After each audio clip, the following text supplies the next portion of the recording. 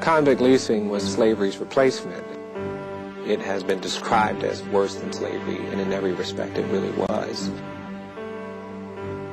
What typically would happen is that some landowner, somebody who needed workers for the mines, someone who was going to build a railroad would come into a community and say, I need 600 men, and these companies would pay the states a certain amount of money for this labor, and it was a very profitable system for economic development in the Deep South. To supply the demand for convict labor, sheriffs arrested blacks for misdemeanors and vagrancy. Judges sentenced them to far harsher terms than whites charged with the same crime. For petty theft, a white man might receive 90 days in jail. A black man, 2 years on a convict lease gang. To get the quota, law enforcement would not think twice about finding any able-bodied person, including 9, 10, 11, 12-year-old kids. They cleared snake and alligator swamps, dug coal and gas-filled mines, built railroads and tapped turpentine trees in 100-degree-plus heat. Men worked 14 hours a day, 6 to 7 days a week, in conditions that one convict described as 9 kinds of hell. Sometimes housed in rolling iron cages, like those used for circus animals, fed the worst of food, denied medical treatment, men died from malaria, scurvy, frostbite, sunstroke, dysentery, snakebite, and shackle poisoning. They were blown to bits in tunnel explosions, buried in mountain landslides, drowned in swamps and rivers. Others were shot or tortured to death. There was no need to clothe, there was no need to protect the lives of these men and women and children. Your life didn't have that sort of economic value, long-term economic value that plantation owners assigned to slaves. At a time when over 100 men a year were lynched, thousands more were dying in convict lease camps. Death rates in some camps were high as 45%, seldom below 5%. And while the poor remained victims, no black person was safe. This was about sustaining the dynamics of the mechanism. Instead of calling you a slave, you were called a criminal, a convict. And what that status meant is that people in power could do with you whatever they wanted. It defined a period in American history that, in my judgment, is still the most brutal and the darkest periods for African people.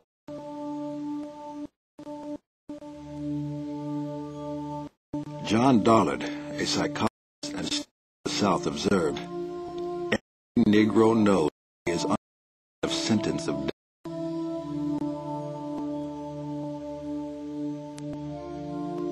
He does not know when his time may come.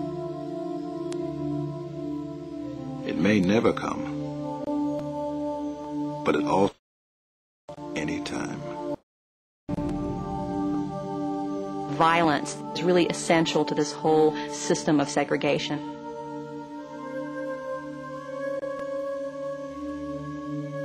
It's the signal that whites are sending that says, you're not safe, even if you go by the rules.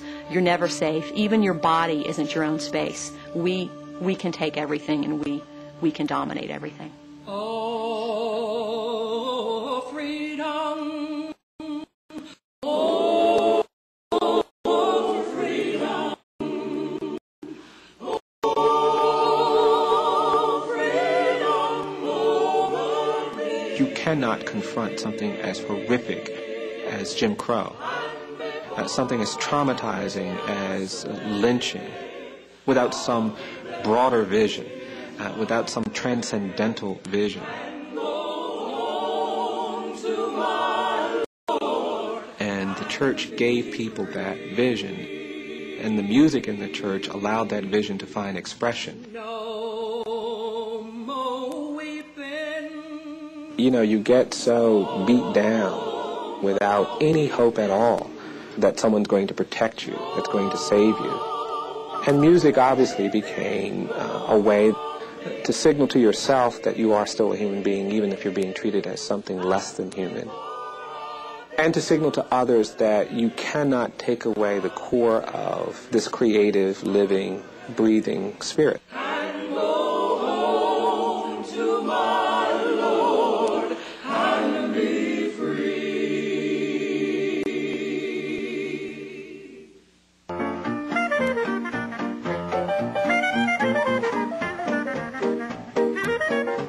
In the period after the Civil War, New Orleans was considered the most racially liberal city in the South.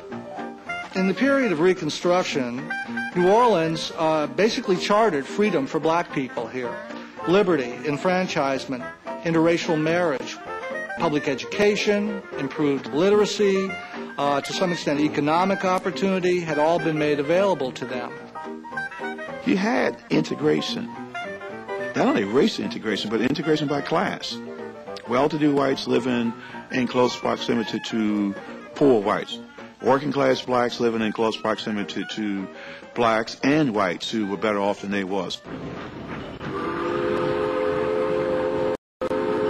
In the 1890s, Jim Crow came to New Orleans.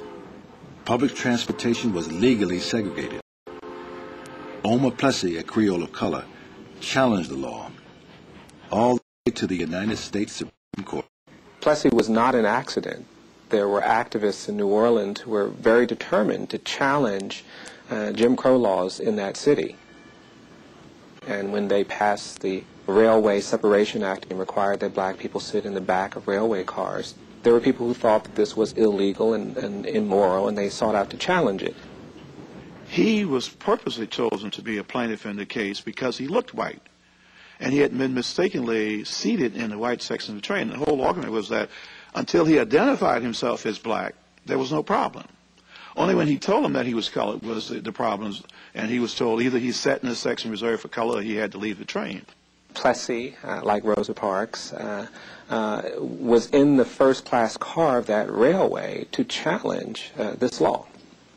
It's really startling when you think about that, because here, 35 years after the organized movement entirely by African Americans aimed at confronting Jim Crow through the legal procedures, through the legitimate procedures that change in American society.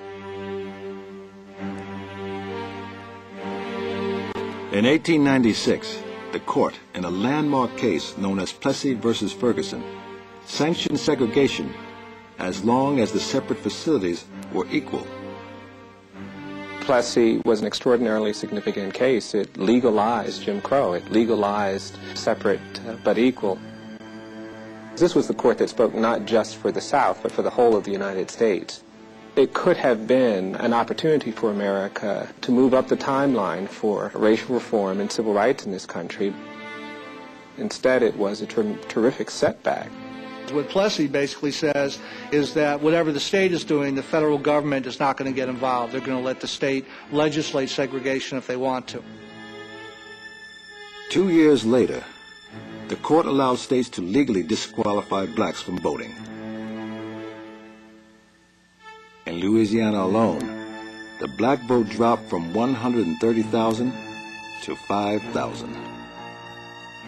By 1899, 1900, it was becoming apparent African American rights and opportunities would be eroding from this point on.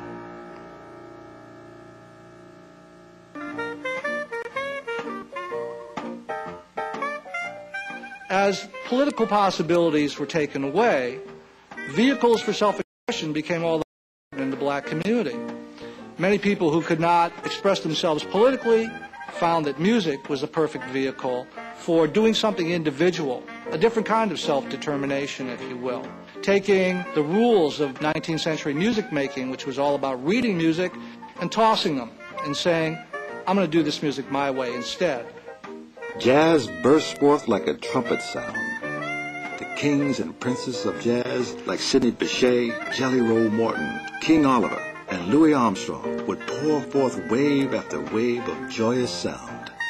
What music did was to challenge the prevailing racial biases, that black people were inferior, that they didn't have the qualities of thought and creativity and mind that would allow them to ever evolve into a race that could be treated fairly and equally. And what music did was to challenge that, because here was this enormously creative and quite compelling art form evolving in a way that was quite captivating to anyone who heard it, black or white. It gave strength to the idea that black people were capable of all kind of greatness. And it challenged the lie.